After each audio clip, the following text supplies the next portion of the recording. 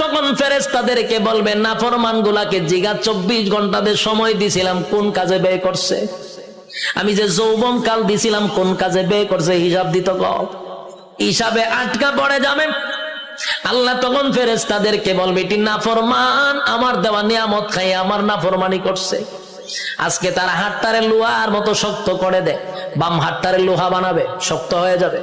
আল্লাহ কয়টার ব্যাখ্যা করবো, কয়টা বুক বরাবর ঢুকা, বুক ছিদ্র করে, কলিজা ছিদ্র করে, পিছন দিকে টেনে বাম হাতটা বাহির করবে। নাউজুবিল্লাহ। বাম হাত বুক ছিদ্র করে পিছন দিকে বাহির করার পরে এবার হাত চলে গেল পিছনে, মাথা কিন্তু সামনে।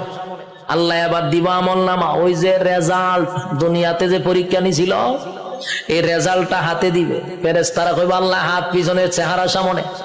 আল্লাহ কয় নাফরমানের চেহারাটা ভাঙ্গা মস্কাইয়া এরপরে পিছনে নিয়ে যা।